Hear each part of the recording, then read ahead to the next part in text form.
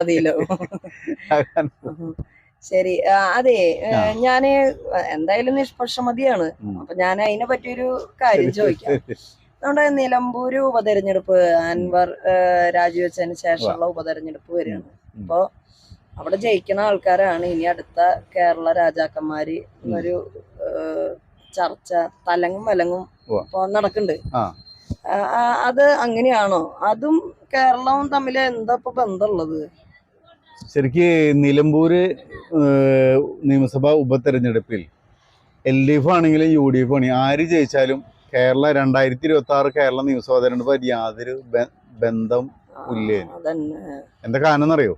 അവിടുത്തെ ഭൂരിപക്ഷം നിലമ്പൂർ നിയോജകമണ്ഡലത്തിലെ ഭൂരിപക്ഷം വരുന്ന ജനങ്ങളുടെ അവസ്ഥ വെച്ച് ന്യൂനപക്ഷങ്ങൾക്ക് വളരെയധികം ഭൂരിപക്ഷമുള്ളൊരു മണ്ഡലമാണ്. അപ്പൊ സ്വാഭാവികമായിട്ട് നമ്മുടെ വയനാട് ജില്ലയായിട്ട് ബന്ധപ്പെട്ട് അതിൻ്റെ വിഷയങ്ങളും മറ്റേ മലയോര വിഷയങ്ങൾ വെച്ച് കഴിഞ്ഞാൽ വന്യജീവികളുടെ വിഷയങ്ങൾ, ന്യൂനപക്ഷ വിഭാഗങ്ങളായിട്ട് വിഷയങ്ങൾ, ഇത്തരം വിഷയങ്ങളുണ്ട്. സ്വാഭാവികമായിട്ട് ഈ നിലമ്പൂര് തെരഞ്ഞെടുപ്പ് പിന്നെ അൻവറുമായി ബന്ധപ്പെട്ട വിഷയങ്ങളൊക്കെ ഉള്ളതുകൊണ്ട് സ്വാഭാവികമായിട്ട് അവിടെ UDFന് ഒരു 12,000 വോട്ട് മുതൽ ഏറ്റവും കുറഞ്ഞത് ഒരു 12,000 വോട്ട് കൂടി കഴിഞ്ഞാൽ 42,000 വോട്ടിന് വരെ UDF ജയിക്കാനുള്ള സാധ്യത ഉണ്ടെന്ന് നിലമ്പൂര് മണ്ഡലത്തിൽ. ഇത് ഇപ്പോഴത്തെ രാഷ്ട്രീയ സാഹചര്യത്തിൽ ശരിക്കും ഇവിടെ LDFും UDFും തമ്മിൽ കാര്യമായിട്ട് മാറ്റില്ല, തുല്യ ശക്തികൾ തമ്മിലുള്ള മത്സരമാണ്. പക്ഷെ പ്രത്യേക സാഹചര്യത്തിൽ അവിടെ ഒരു ഏറ്റവും മിനിമം ഒരു 12,000 വോട്ട് മുതൽ ഒരു 42,000 വോട്ട് വരെ UDF ജയിക്കാനുള്ള സാധ്യതയുണ്ട്. ബിജെപിക്ക് വല്ല ചാൻസ് ഉണ്ടോ? അല്ല, ഞാൻ ഈ 12,000 എന്ന് പറഞ്ഞ BJP ഒരു 16,000 വോട്ട് വരെ പിടിക്കാനുള്ള സാധ്യത വെച്ചിട്ട് പറഞ്ഞത്. പക്ഷെ BJPയുടെ വോട്ടുകൾ LDFിലേക്ക് പോവുകയാണെങ്കിലാണ് ഈ 12,000. നേരെ കുറച്ച് BJP വോട്ട് പിടിക്കുകയാണെങ്കിലാണ് ഈ 42 എന്ന് പറഞ്ഞത്. ഏത് BJPയുടെ വോട്ട് പിടിക്കുകയാണെങ്കിൽ BJP വോട്ടുകൾ LDFിലേക്ക് പോവാതെ BJP തന്നെ പിടിക്കുകയാണെങ്കിലാണ് 42,000 വരെ എത്തുമെന്ന് പറയാൻ കാരണം. നേരെ മറിച്ച് BJP വോട്ടുകൾ LDFിലേക്ക് പോവുകയാണെങ്കിൽ BJP നിയമസഭാ ഇലക്ഷൻ വരുന്നതുകൊണ്ട് BJP ഒരു പക്ഷേ കാര്യമായിട്ടൊരു മത്സരത്തിന് തയ്യാറാവാത്ത സാഹചര്യം വരാമെന്ന് നിലമ്പൂര് മണ്ഡലത്തിൽ. അതുകൊണ്ട് അല്ല, നിലമ്പൂര് എന്ന് പറഞ്ഞ പ്രത്യേക സ്ഥലം ആയതുകൊണ്ട് ഒരു പക്ഷെ അങ്ങനെ ഒരു സാധ്യത ഉണ്ടെന്ന്. പ്രത്യേകിച്ച് അൻവറുമായി ബന്ധപ്പെട്ട വിഷയമൊക്കെ നിൽക്കുന്നുണ്ട്. അപ്പൊ ആ ഒരു സാഹചര്യത്തിൽ BJPയുടെ ഒരു 10-16,000 വോട്ട് BJP പിടിക്കാൻ സാധ്യത. ആ വോട്ട് പിടിക്കാതെ BJP സ്വീപ്പ് ചെയ്യുകയാണെങ്കിൽ ആ വോട്ട് കൂടി ഇടതുപക്ഷത്തിലേക്ക് എത്തുന്ന ഒരു പ്രതീക്ഷയിലാണ് പറഞ്ഞ 12,000. BJP വോട്ടുകൾ BJP പിടിക്കുകയാണ്. LDFിലേക്ക് പോയില്ലെങ്കിൽ ഒരു പക്ഷെ 42,000 വോട്ടിന് വേണ്ടി UDF ജയിക്കാനുള്ള സാധ്യതയുണ്ട്. പക്ഷേ ആ വിജയം ഒരിക്കലും വെച്ചിട്ട് കേരള 2026 നിയമസഭാ തെരഞ്ഞെടുപ്പ് അളക്കാൻ പറ്റില്ല. കാരണം നമ്മൾ ഒരു ആലപ്പുഴ അല്ലെങ്കിൽ കൊല്ലം, തിരുവനന്തപുരം, പത്തനംതിട്ട ഈ ഏതെങ്കിലും ജില്ലകളിലാണ് ഈ ഉപതെരഞ്ഞെടുപ്പ് എന്നുണ്ടെങ്കിൽ നമുക്കിപ്പോൾ ഒരു ദേവികുളമായിരുന്നു എന്നുണ്ടെങ്കിൽ നമുക്ക് എന്തെങ്കിലും ഒരു കണക്ക് പറയാൻ പറ്റുന്നു. അല്ല, ആലപ്പുഴയിലെ ഏതെങ്കിലും മണ്ഡലമാണ്, തിരുവനന്തപുരത്തെ ഏതെങ്കിലും മണ്ഡലമാണ്, കൊല്ലത്തെ ഏതെങ്കിലും മണ്ഡലമാണെങ്കിൽ നമുക്ക് എന്ത് പറയാൻ പറ്റും വെച്ച് കഴിഞ്ഞാൽ ഒരു സ്വാഭാവികമായിട്ട് കേരളത്തിന്റെ ഒരു ഗതി നിർണ്ണയിക്കാൻ പറ്റുമെന്ന് പറയും. പക്ഷെ ഇത് ന്യൂനപക്ഷങ്ങൾക്ക് ഭൂരിപക്ഷമുള്ള ഒരു മേഖലയാണ്. സ്വാഭാവികമായിട്ട് ന്യൂനപക്ഷങ്ങളിലെ ഇപ്പോഴത്തെ ഒരു പ്രത്യേക സാഹചര്യത്തില് LDFിനെതിരെയാണ് വോട്ട് വരാനുള്ള സാധ്യത കൂടുതൽ.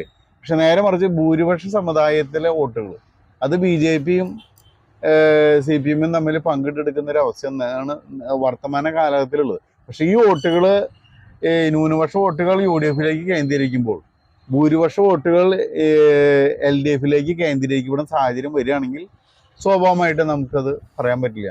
മാത്രമല്ല BJP എന്ന് പറഞ്ഞു കഴിഞ്ഞാൽ ഏകദേശം 25 മണ്ഡലത്തിലാണ് അവർക്ക് ശക്തമായിട്ട് ജയസാധ്യത എന്ന രീതിയിൽ മത്സരിക്കാനുള്ള സാധ്യതയുള്ളൂ. പിന്നെ ഒരു മൊത്തം ഒരു 40 മണ്ഡലമാണ് ഒരു ത്രികോണ മണ്ഡലം എന്നുള്ള രീതിയിൽ വരാം. ഒരു 60 മണ്ഡലത്തിലാണ് അവർ ശക്തമായിട്ട് യഥാർത്ഥ മത്സരം BJP കാഴ്ചവെക്കാനായിട്ട് പറ്റുള്ളൂ. ബാക്കി വരുന്ന മണ്ഡലങ്ങളുണ്ടെന്ന് ഈ മണ്ഡലങ്ങൾ എന്ന് പറഞ്ഞാൽ BJP കാര്യമായിട്ട് വർക്ക് ചെയ്താലും ഒരു പ്രസക്തി ഇല്ലാത്ത മണ്ഡലങ്ങളുണ്ടെന്ന്.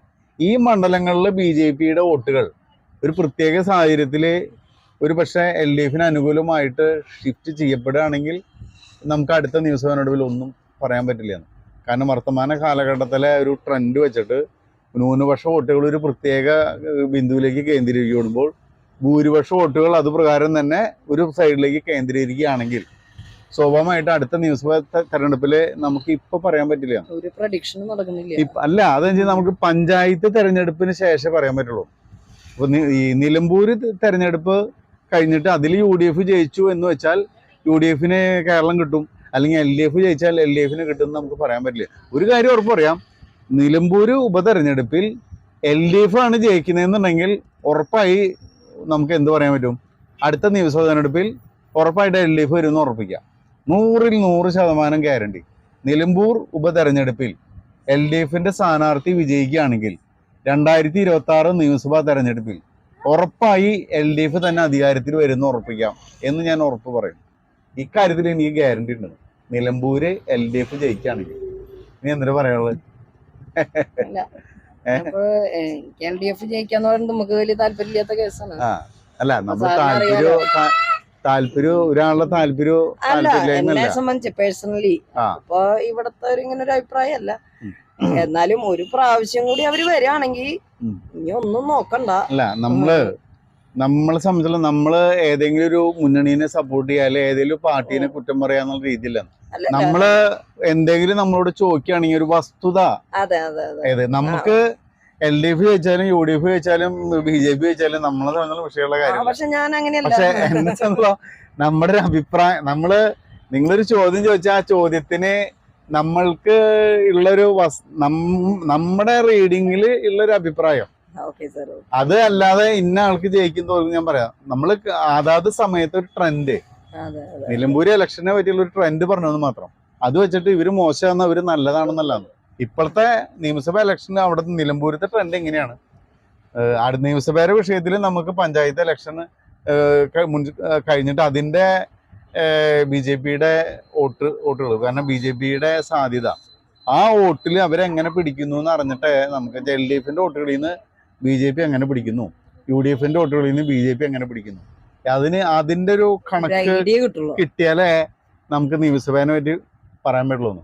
അല്ലാതെ ഇപ്പൊ നമുക്ക് ശരിക്ക് പ്രഡിക്ഷൻ ചെയ്യാൻ പറ്റില്ലാന്ന്.